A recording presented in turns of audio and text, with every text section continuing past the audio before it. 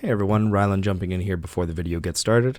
How are you? How's your day? How's everything going? Thanks for listening. Thanks to all you who've subscribed and liked and blah, blah, blah, blah, blah. We're at like 300 subscribers now, which is awesome. So thank you guys so much. Now, I wanted to give a quick disclaimer because the curse of reading Lovecraft in the original without editing has struck again. I'll say, first of all, this is a very good story. I really liked this one. It's quite good, and I think I did some decent voice acting in it, so please let me know what you think in the comments about that. Second point, it's Lovecraft. You know what to expect.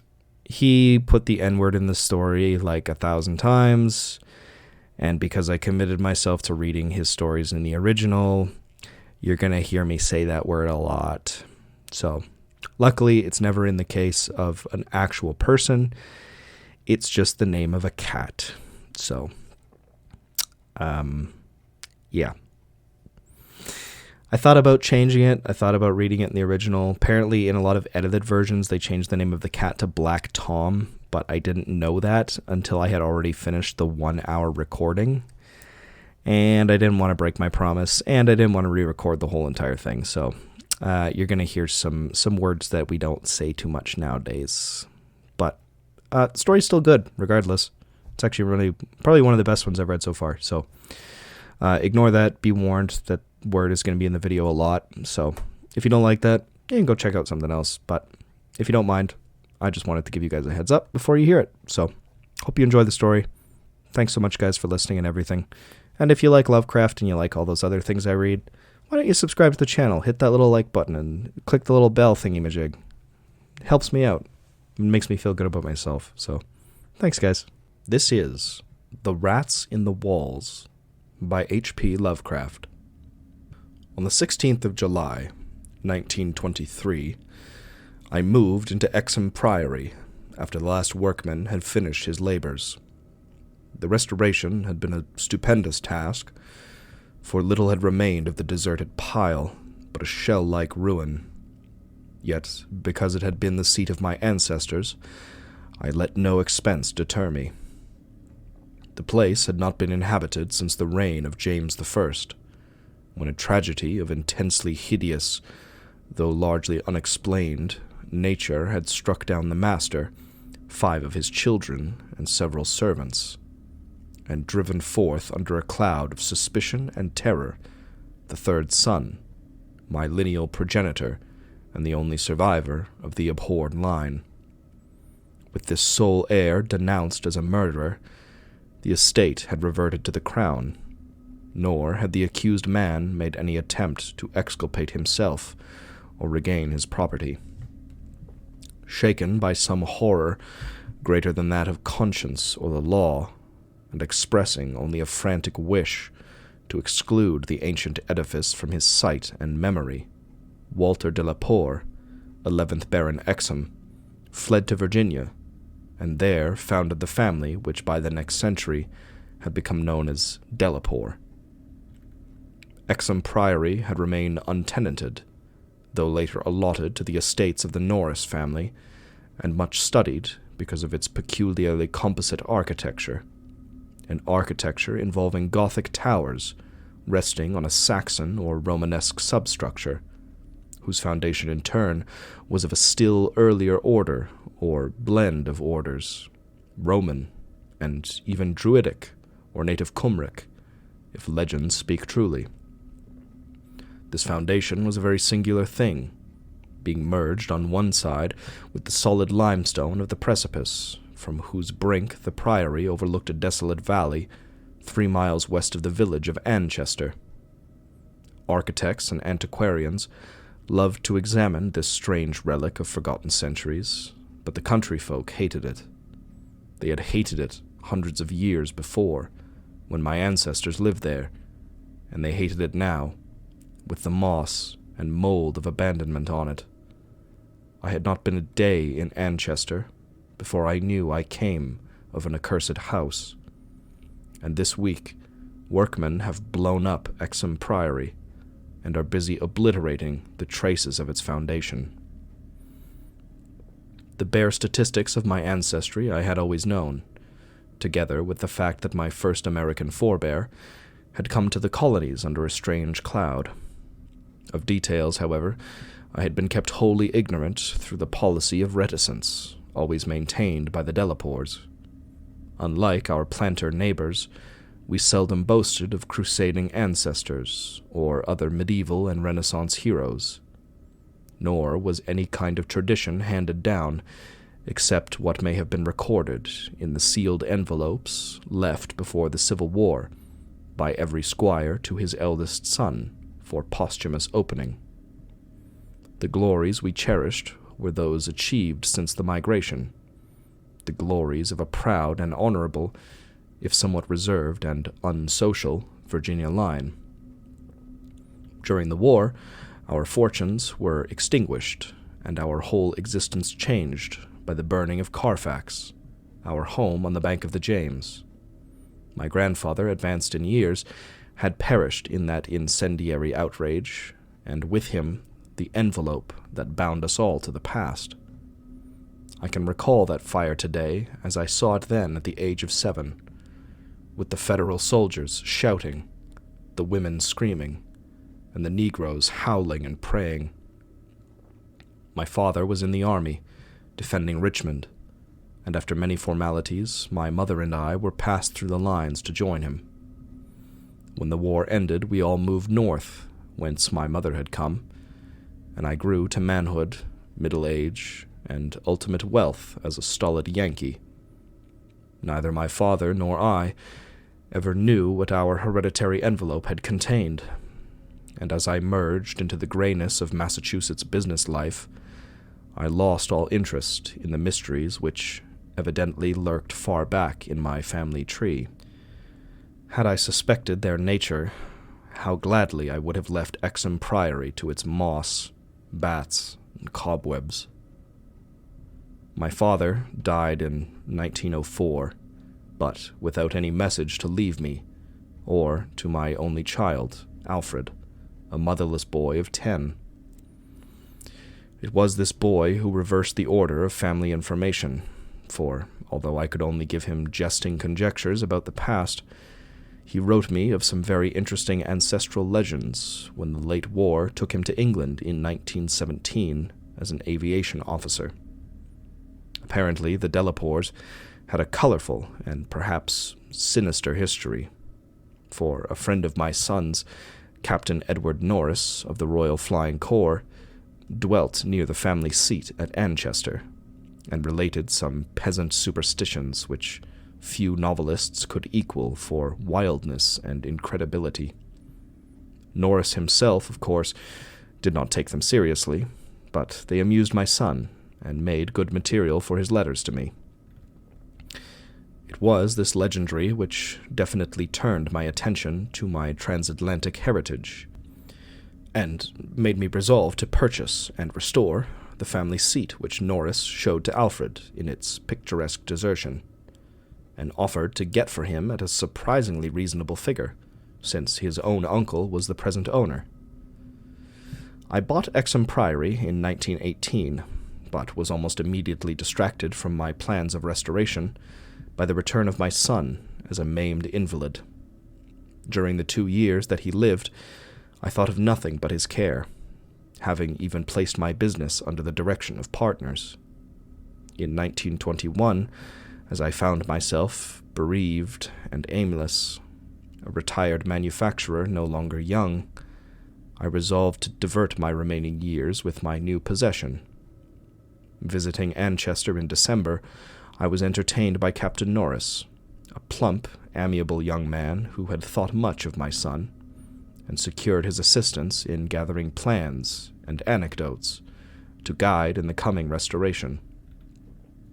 Exham Priory itself I saw without emotion, a jumble of tottering medieval ruins, covered with lichens and honeycombed with rooks' nests, perched perilously upon a precipice, and denuded of floors or other interior features, save for the stone walls of the separate towers.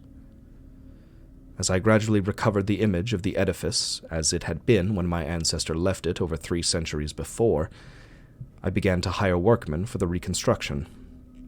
In every case, I was forced to go outside the immediate locality, for the Anchester villagers had an almost unbelievable fear and hatred of the place.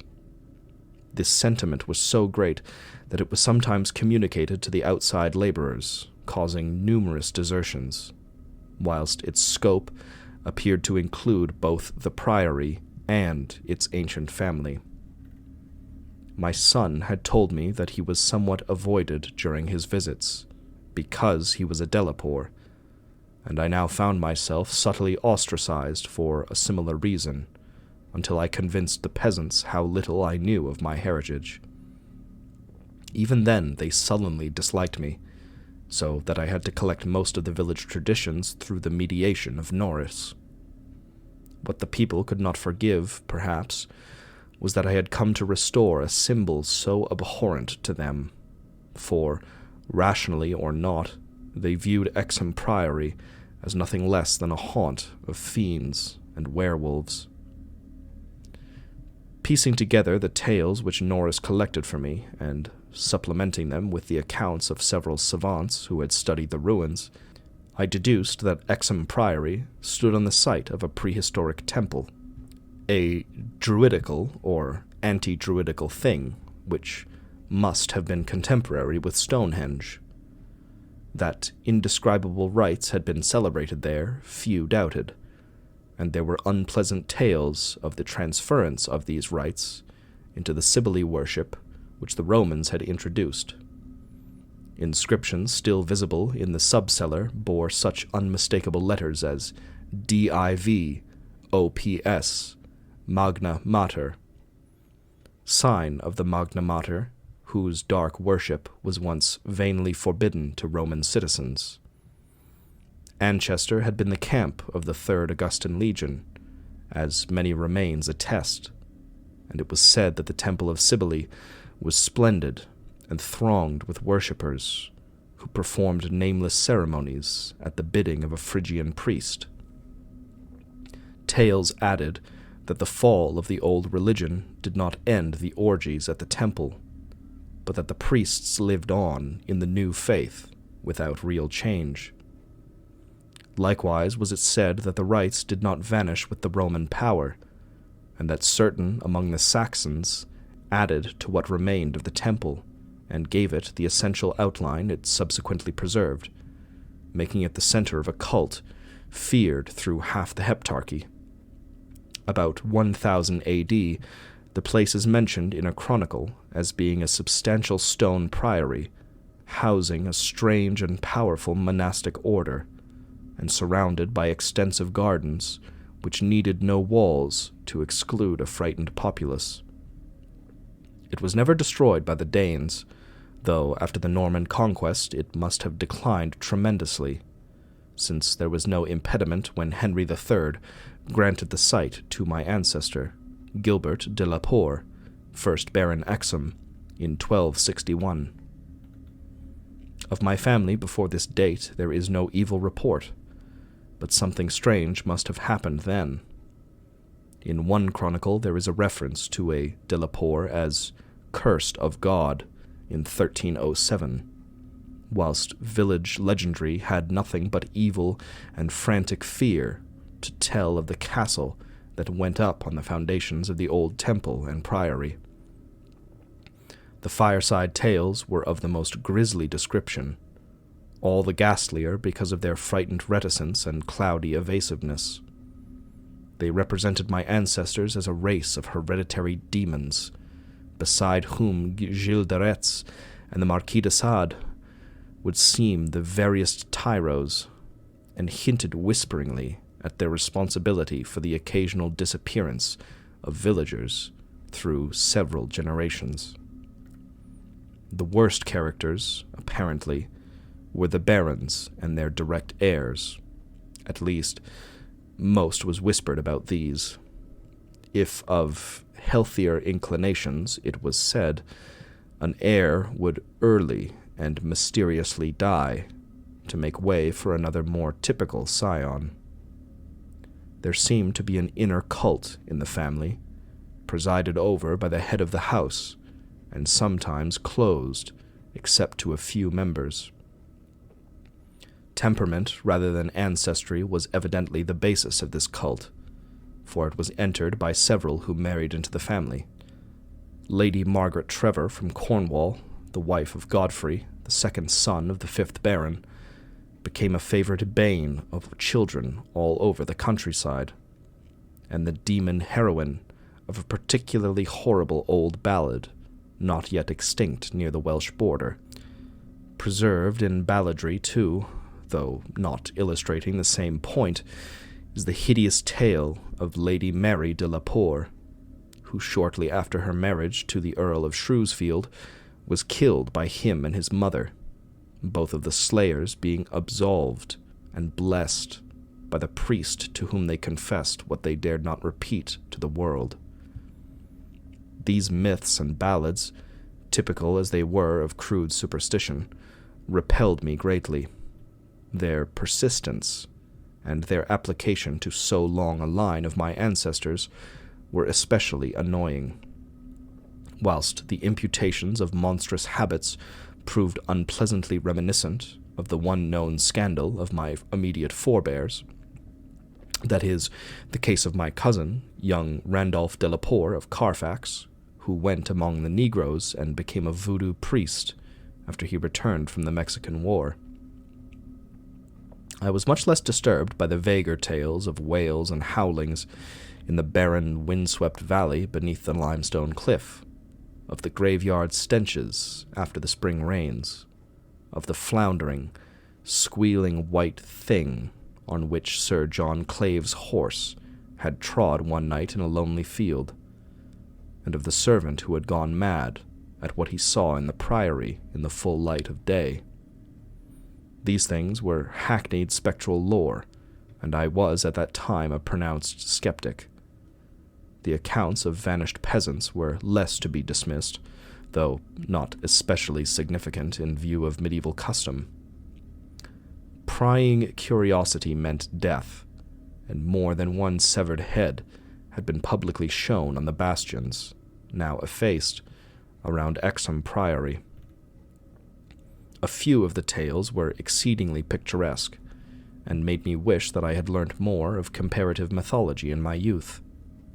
There was, for instance, the belief that a legion of bat-winged devils kept witches' sabbaths each night at the priory, a legion whose sustenance might explain the disproportionate abundance of coarse vegetables harvested in the vast gardens. And, most vivid of all, there was the dramatic epic of the rats, the scampering army of obscene vermin which had burst forth from the castle 3 months after the tragedy that doomed it to desertion. The lean, filthy, ravenous army which had swept all before it and devoured fowl, cats, dogs, hogs, sheep, and even 2 hapless human beings before its fury was spent. Around that unforgettable rodent army, a whole separate cycle of myths revolves, for it scattered among the village homes and brought curses and horrors in its train. Such was the lore that assailed me as I pushed to completion, with an elderly obstinacy, the work of restoring my ancestral home. It must not be imagined for a moment that these tales formed my principal psychological environment. On the other hand, I was constantly praised and encouraged by Captain Norris and the antiquarians who surrounded and aided me. When the task was done, over 2 years after its commencement, I viewed the great rooms, wainscoted walls, vaulted ceilings, mullioned windows, and broad staircases, with a pride which fully compensated for the prodigious expense of the restoration. Every attribute of the Middle Ages was cunningly reproduced, and the new parts blended perfectly with the original walls and foundations. The seat of my fathers was complete, and I looked forward to redeeming at last the local fame of the line which ended in me.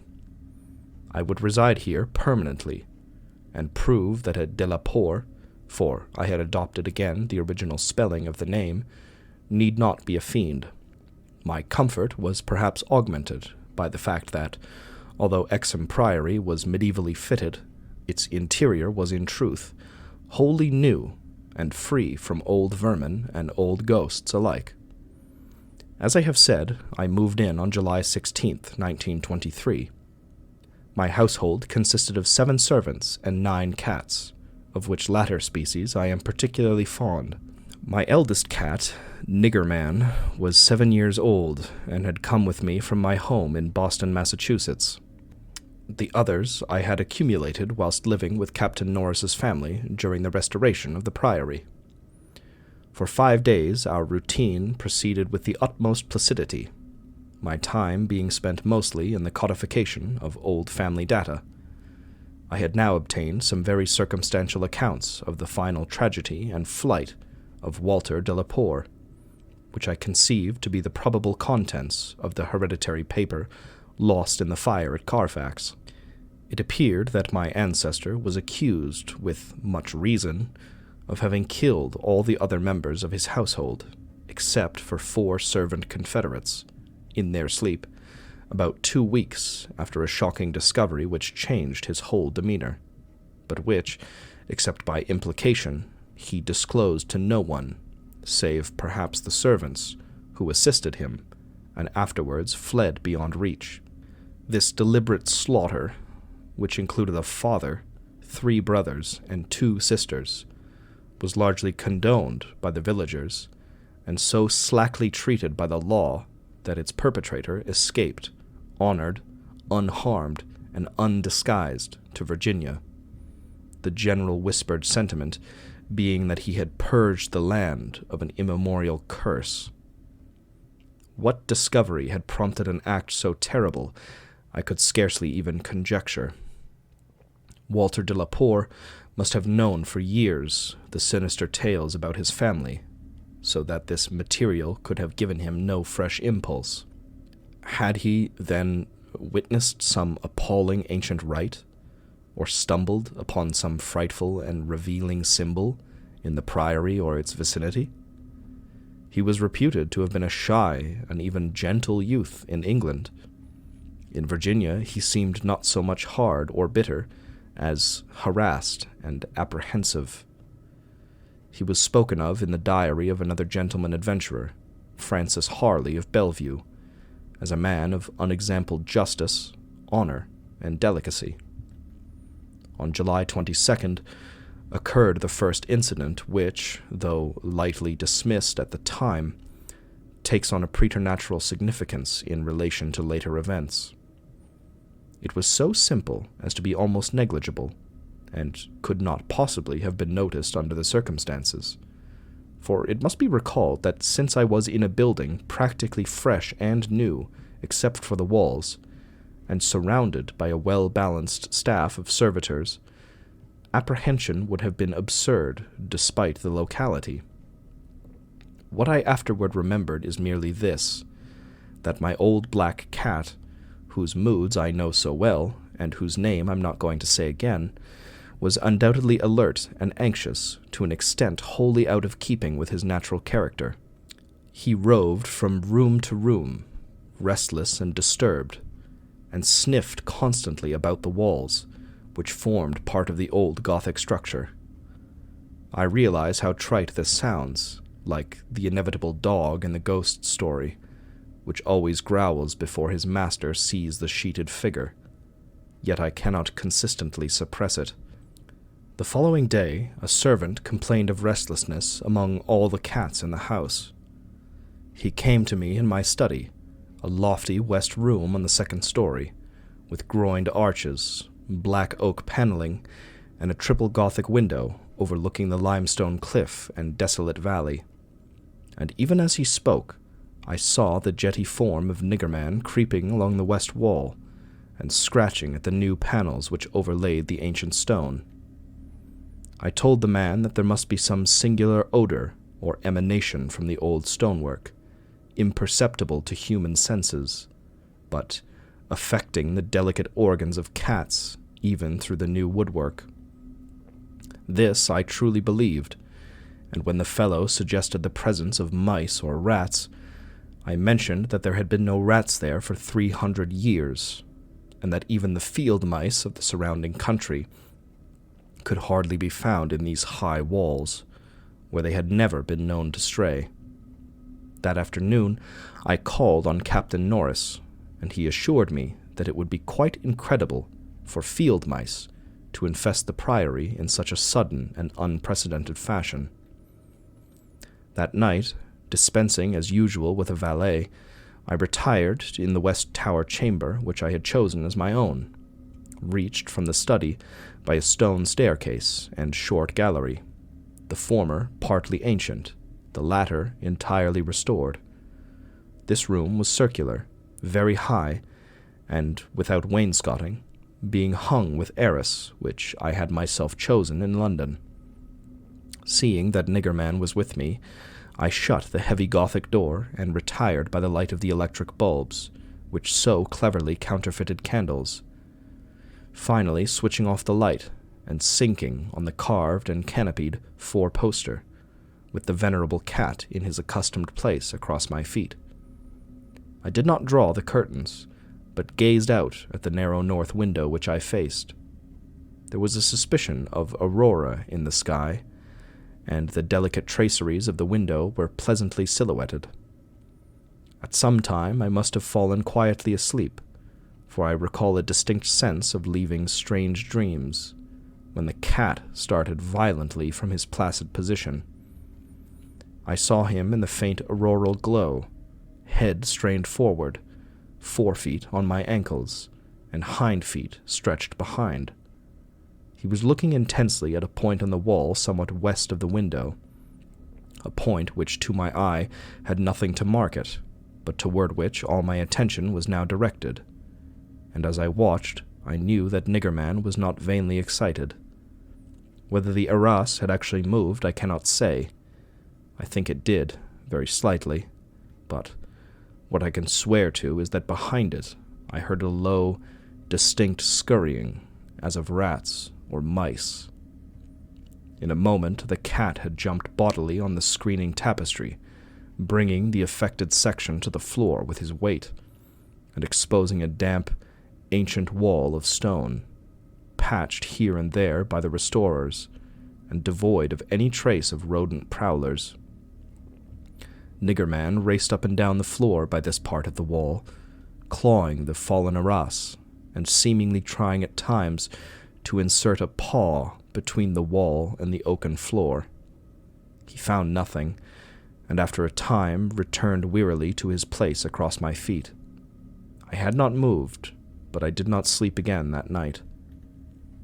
In the morning I questioned all the servants, and found that none of them had noticed anything unusual, save that the cook remembered the actions of a cat which had rested on her window-sill.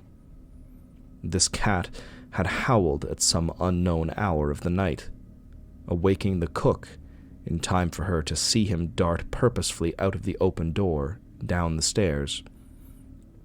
I drowsed away the noontime, and in the afternoon called again on Captain Norris, who became exceedingly interested in what I told him.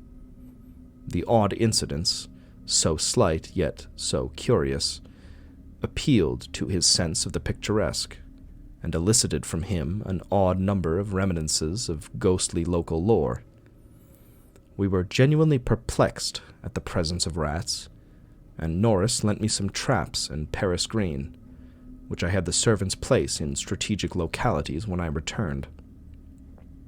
I retired early, being very sleepy, but was harassed by dreams of the most horrible sort. I seemed to be looking down from an immense height upon a twilit grotto, knee-deep with filth, where a white-bearded demon swineherd drove about with his staff a flock of fungus, flabby beasts, whose appearance filled me with unutterable loathing. Then, as the swineherd paused and nodded over his task, a mighty swarm of rats rained down on the stinking abyss, and fell to devouring beasts and man alike. From this terrific vision I was abruptly awakened by the motions of Niggerman, who had been sleeping as usual across my feet. This time I did not have to question the source of his snarls and hisses, and of the fear which made him sink his claws into my ankle, unconscious of their effect. For on every side of the chamber, the walls were alive with nauseous sound, the verminous slithering of ravenous, gigantic rats. There was now no aurora to show the state of the arras, the fallen section of which had been replaced, but I was not too frightened to switch on the light.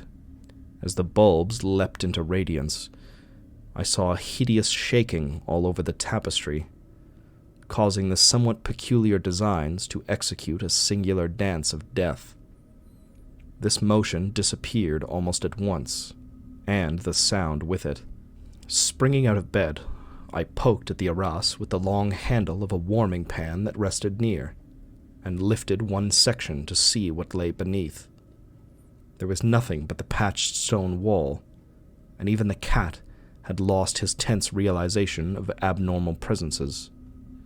When I examined the circular trap that had been placed in the room, I found all of the openings sprung, though no trace remained of what had been caught and escaped. Further sleep was out of the question, so, lighting a candle, I opened the door and went out in the gallery toward the stairs to my study, Niggerman following at my heels. Before we had reached the stone steps, however, the cat darted ahead of me and vanished down the ancient flight. As I descended the stairs myself, I became suddenly aware of sounds in the great room below, sounds of a nature which could not be mistaken. The oak-paneled walls were alive with rats, scampering and milling, whilst Niggerman was racing about with the fury of a baffled hunter. Reaching the bottom, I switched on the light, which did not this time cause the noise to subside. The rats continued their riot, stampeding with such force and distinctness that I could finally assign to their motions a definite direction. These creatures, in numbers apparently inexhaustible, were engaged in one stupendous migration from inconceivable heights to some depth conceivably or inconceivably below. I now heard the steps in the corridor, and in another moment 2 servants pushed open the massive door. They were searching the house for some unknown source of disturbance, which had thrown all the cats into a snarling panic, and caused them to plunge precipitately down several flights of stairs, and squat, yowling, before the closed door to the sub-cellar. I asked them if they had heard the rats, but they replied in the negative, and when I turned to call their attention to the sounds in the panels, I realized that the noise had ceased. With the 2 men, I went down to the door of the sub-cellar, but found the cats already dispersed. Later, I resolved to explore the crypt below, but for the present I merely made a round of the traps. All were sprung, yet all were tenantless. Satisfying myself that no one had heard the rats save for the felines and me, I sat in my study until morning, thinking profoundly and recalling every scrap of legend that I had unearthed concerning the building I inhabited. I slept some in the forenoon, leaning back in the one comfortable library chair which my medieval plan of furnishing could not banish. Later, I telephoned to Captain Norris, who came over and helped me explore the sub-cellar. Absolutely nothing untoward was found, although we could not repress a thrill at the knowledge that this vault was built by Roman hands. Every low arch and massive pillar was Roman, not the debased Romanesque of the bungling Saxons, but the severe and harmonious classicism of the age of the Caesars. Indeed, the walls abounded with inscriptions familiar to the antiquarians who had repeatedly explored the place. Things like P. Gete, Prop, Temp, Donna, and L. Prec, V.S., Pontifi, Attis. The reference to Attis made me shiver, for I had read Catullus and knew something of the hideous rites of the Eastern god, whose worship was so mixed with that of Cybele. Norris and I, by the light of lanterns, tried to interpret the odd and nearly effaced designs on certain irregularly rectangular blocks of stone generally held to be altars, but could make nothing of them. We remembered that one pattern, a sort of rayed sun, was held by students to imply a non-Roman origin, suggesting that these altars had merely been adopted by the Roman priests from some older and perhaps aboriginal temple on the same site. On one of these blocks were some brown stains which made me wonder. The largest, in the center of the room, had certain features on the upper surface which indicated its connection with fire, probably burnt offerings. Such were the sights in that crypt before whose door the cats had howled, and where Norris and I now determined to pass the night. Couches were brought down by the servants, who were told to not mind any nocturnal actions of the cats, and Niggerman was admitted as much for help as for companionship. We decided to keep the great oak door, a modern replica with slits for ventilation, tightly closed, and, with this attended to, we retired with lanterns still burning, to await whatever might occur. The vault was very deep in the foundations of the priory, and undoubtedly far down on the face of the beetling limestone cliff overlooking the waste valley. That it had been the goal of the scuffling and unexplainable rats I could not doubt, though why I could not tell. As we lay there, expectantly, I found my vigil occasionally mixed with half-formed dreams from which the uneasy motions of the cat across my feet would rouse me. These dreams were not wholesome, but horribly like the one I had had the night before. I saw again the twilit grotto, and the swineherd with his unmentionable fungus beasts wallowing in filth. And as I looked at these things, they seemed nearer and more distinct. So distinct that I could almost observe their features. Then I did observe the flabby features of one of them, and awakened with such a scream that Niggerman started up, whilst Captain Norris, who had not slept, laughed considerably. Norris might have laughed more, or perhaps less, had he known what it was that made me scream. But I did not remember myself until later. Ultimate horror often paralyzes memory in a merciful way. Norris waked me when the phenomena began. Out of the same frightful dream I was called by his gentle shaking and his urging to listen to the cats. Indeed, there was much to listen to, for beyond the closed door at the head of the stone steps was a veritable nightmare of feline yelling and clawing, whilst Niggerman, unmindful of his kindred outside, was running excitedly around the bare stone walls, in which I heard the same babble of scurrying rats that had troubled me the night before. An acute terror now rose within me, for here were anomalies which nothing normal could well explain. These rats, if they were not the creatures of a madness which I shared with the cats alone, must be burrowing and sliding in the Roman walls I had thought to be made of solid limestone blocks. Unless, perhaps the action of water through more than 17 centuries had eaten winding tunnels which rodent bodies had worn clear and ample.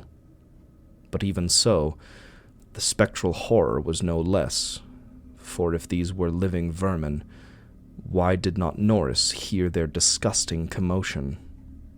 Why did he urge me to watch Niggerman and listen to the cats outside?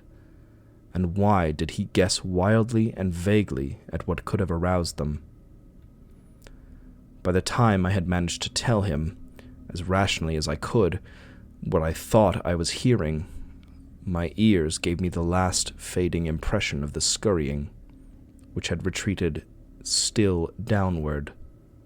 Far underneath this deepest of sub-cellars, until it seemed as if the whole cliff below were riddled with questing rats.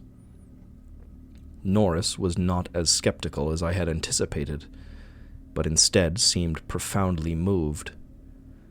He motioned to me to notice that the cats at the door had ceased their clamor, as if giving up the rats for lost, whilst Niggerman had a burst of renewed restlessness and was clawing frantically around the bottom of the large stone altar in the center of the room, which was nearer Norris's couch than mine.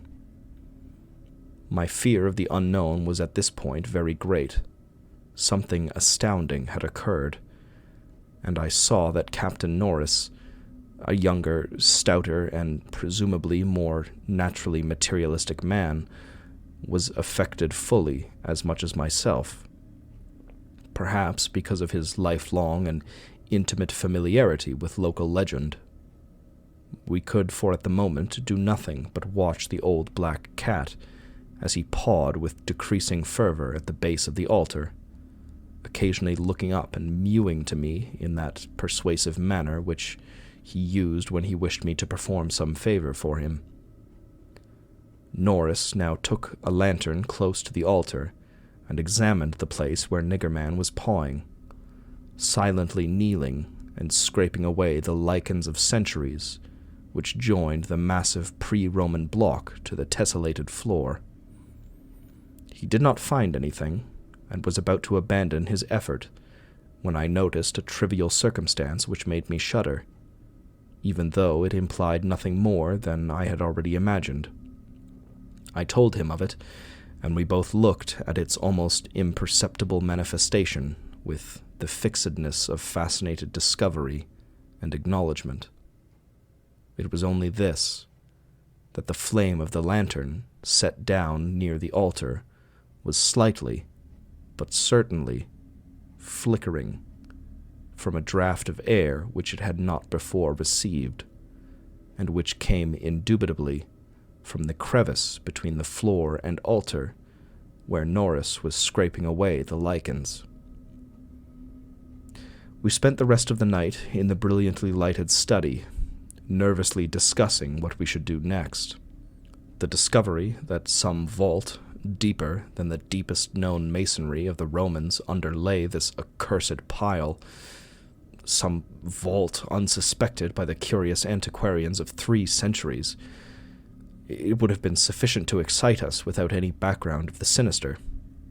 As it was, the fascination became twofold, and we paused in doubt whether to abandon our search and quit the priory forever in superstitious caution, or to gratify our sense of adventure and brave whatever horrors might await us in the unknown depths. By morning we had compromised, and decided to go to London to gather a group of archaeologists and scientific men fit to cope with the mystery. It should be mentioned that before leaving the subcellar, we had vainly tried to move the central altar, which we now recognized as the gate to a new pit of nameless fear. What secret would open the gate, wiser men than we would have to find.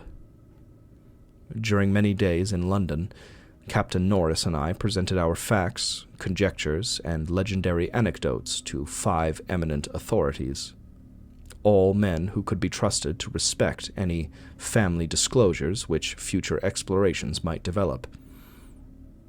We found most of them little disposed to scoff, but instead intensely interested and sincerely sympathetic. It is hardly necessary to name them all, but I may say that they included Sir William Brinton, whose excavations in the Troad excited most of the world in their day. As we all took the train for Anchester, I felt myself poised on the brink of frightful revelations, a sensation symbolized by the air of mourning among the many Americans at the unexpected death of the President on the other side of the world. On the evening of August the 7th, we reached Exham Priory, where the servants assured me that nothing unusual had occurred. The cats, even old Niggerman, had been perfectly placid, and not a trap in the house had been sprung. We were to begin exploring on the following day, awaiting which I assigned well-appointed rooms to all my guests. I myself retired in my own tower chamber, with Niggerman across my feet. Sleep came quickly, but hideous dreams assailed me. There was a vision of a Roman feast like that of Trimalchio, with a horror in a covered platter. Then came that damnable recurrent thing about the swineherd and his filthy drove in the twilit grotto.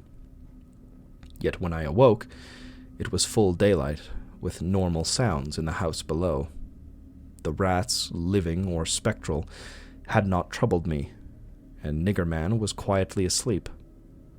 On going down, I found that the same tranquillity had prevailed elsewhere, a condition which one of the assembled servants, a fellow named Thornton, devoted to the psychic, rather absurdly laid to the fact that I had now been shown the thing which certain forces had wished to show me.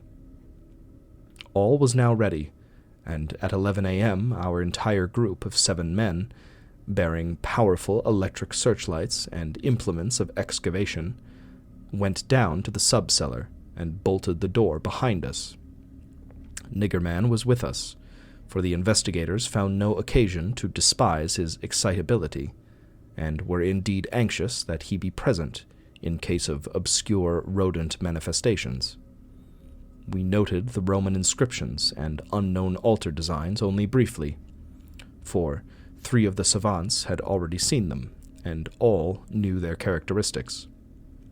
Prime attention was paid to the momentous central altar, and within an hour Sir William Brinton had caused it to tilt backward, balanced by some unknown species of counterweight. There now lay revealed such a horror as would have overwhelmed us had we not been prepared.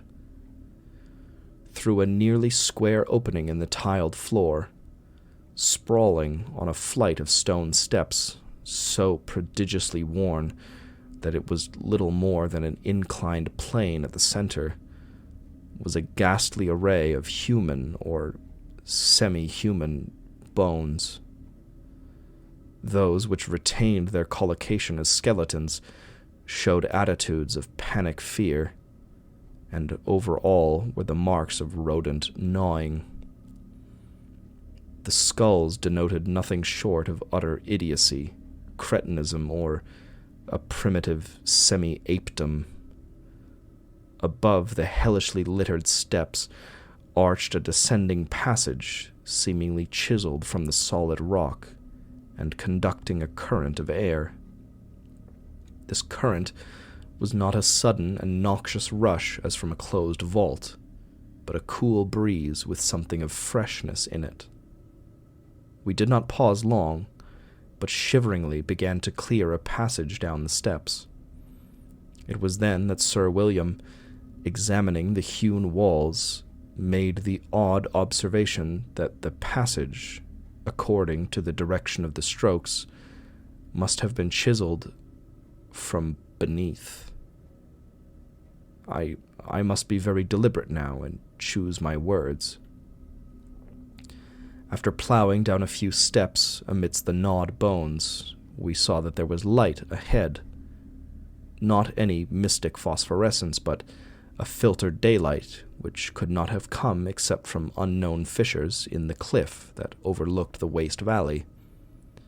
That such fissures had escaped notice from outside was hardly remarkable, for not only is the valley completely uninhabited, but the cliff is so high and beetling that only an aeronaut could study its face in detail. A few steps more, and our breaths were literally snatched from us by what we saw. So literally that Thornton, the psychic investigator, actually fainted in the arms of the dazed man who stood behind him.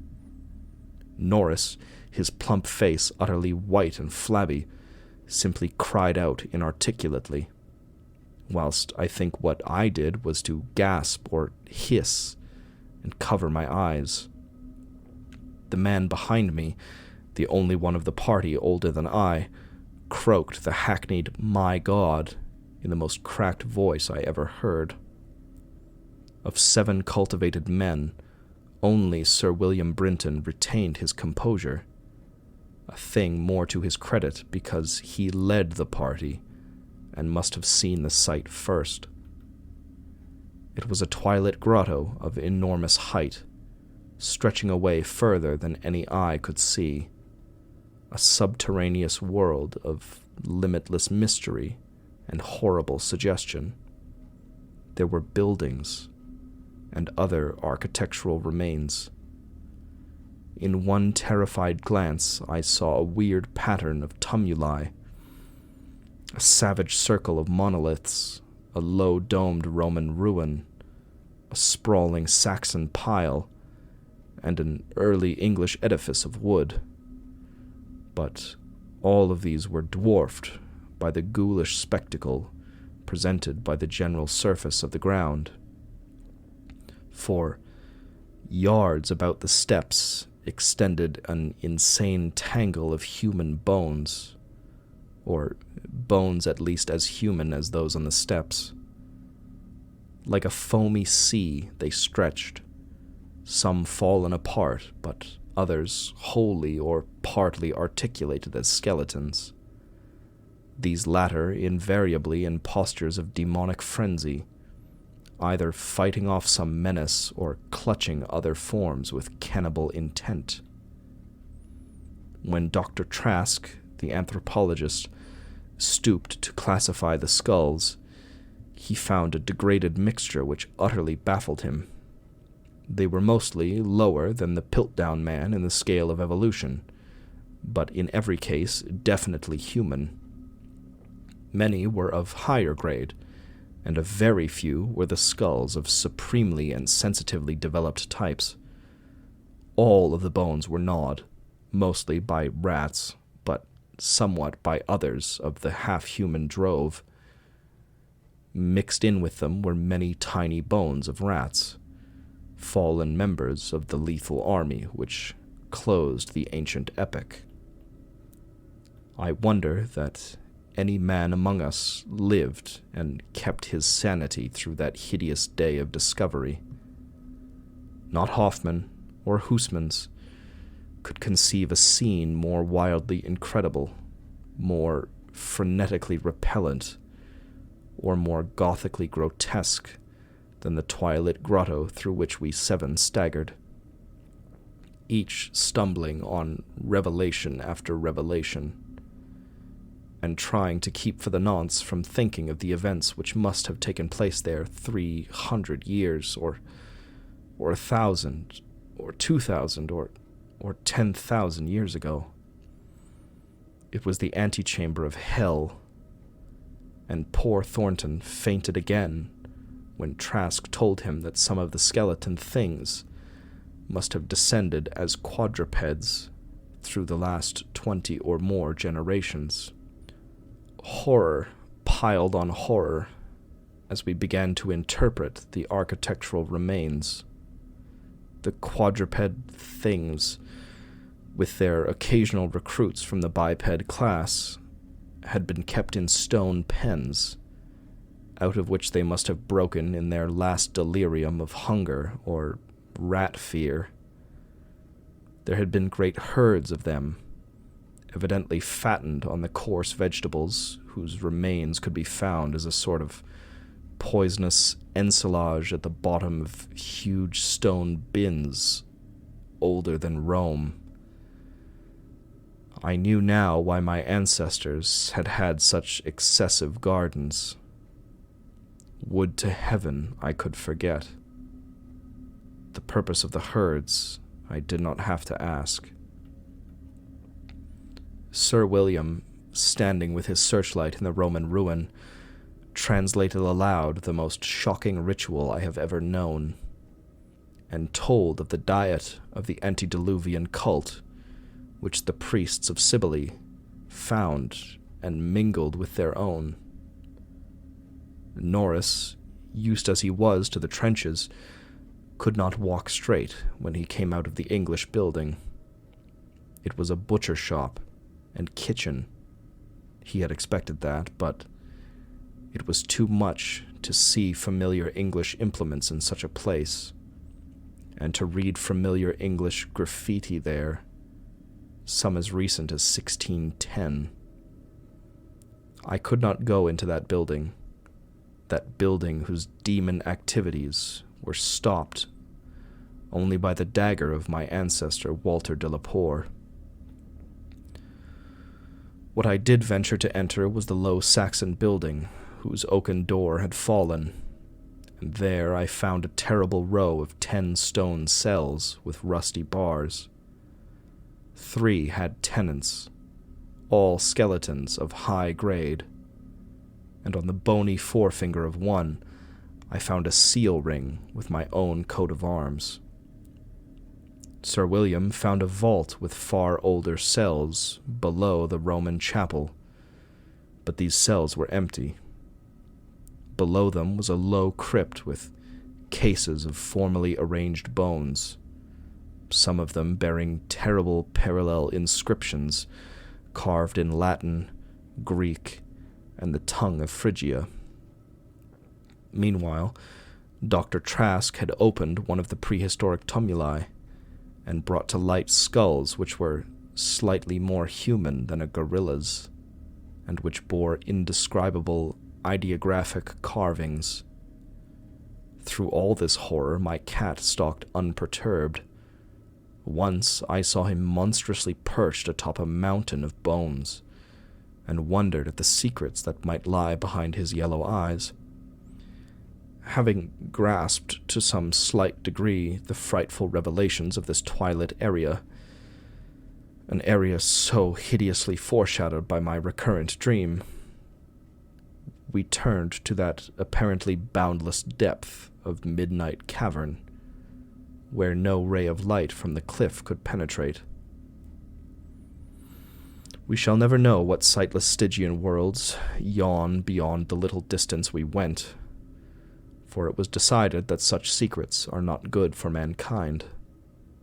But there was plenty to engross us close at hand, for we had not gone far before the searchlights showed that accursed infinity of pits in which the rats had feasted, and whose sudden lack of replenishment had driven the ravenous rodent army first to turn on the living herd of starving things, and then to burst forth from the priory in that historic orgy of devastation, which the peasants will never forget. God! Those carrion black pits of sawed, picked bones and opened skulls. Those nightmare chasms choked with the pithecanthropoid, Celtic, Roman, and English bones of countless unhallowed centuries. Some of them were full, and none can say how deep they had once been. Others were still bottomless to our searchlights, and peopled by unnameable fancies. What, I thought, of the hapless rats that stumbled into such traps amidst the blackness of their quests in this grisly Tartarus? Once, my foot slipped near a horribly yawning brink, and I had a moment of ecstatic fear. I must have been musing a long time, for I could not see any of the party but the plump Captain Norris. Then there came a sound from that inky, boundless, farther distance that I thought I knew, and I saw my old black cat dart past me like a winged Egyptian god, straight into the illimitable gulf of the unknown. But I was not far behind, for there was no doubt after another second. It was the eldritch scurrying of those fiend-born rats, always questing for new horrors, and determined to lead me on, even unto those grinning caverns of Earth's center, where Nyarlathotep, the mad, faceless god, howls blindly to the piping of 2 amorphous idiot flute players. My searchlight expired, but still I ran. I heard voices, and yowls, and echoes. But above all, there gently rose that impious, insidious scurrying, gently rising, as a stiff, bloated corpse gently rises above an oily river that flows under endless onyx bridges to a black, putrid sea. Something bumped into me, something soft and plump. It must have been the rats, the viscous, gelatinous, ravenous army that feast on the dead and the living. Why shouldn't rats eat a Delapour, as a Delapour eats forbidden things? The war ate my boy, damn them all. And the Yanks ate Carfax, with flames, and burnt Grandsire Delapour and the secret. No, I tell you, I am not that demon swineherd in the twilit grotto. It was not Edward Norris's fat face on that flabby fungus thing. Who says I am a Delapour? He lived, but my boy died. Shall a Norris hold the lands of a Delapour? It's voodoo, I tell you. That spotted snake. Curse you, Thornton. I'll teach you to faint at what my family do. S'blood, thou stinkard. I'll learn ye how to gust. Would ye swink me thilk wis? Magna mater. Atus. Dia ad audan. August bach dunacht ort. Donas dollars ort. Agus litsa. Ungl.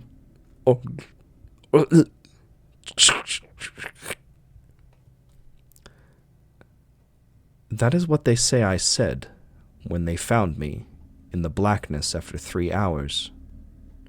Found me crouching in the blackness over the plump, half-eaten body of Captain Norris, with my own cat leaping and tearing at my throat.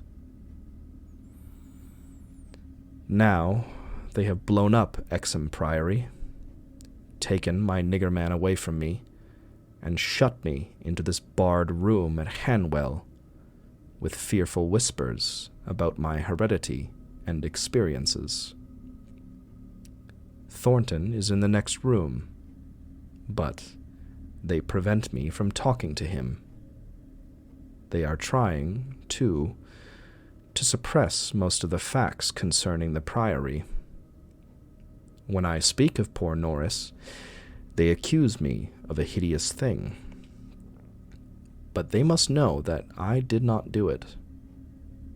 They must know that it was the rats, the slithering, scurrying rats, whose scampering will never let me sleep.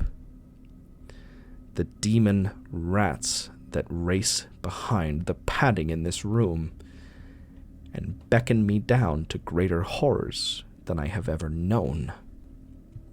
The rats that they can never hear. The rats in the walls.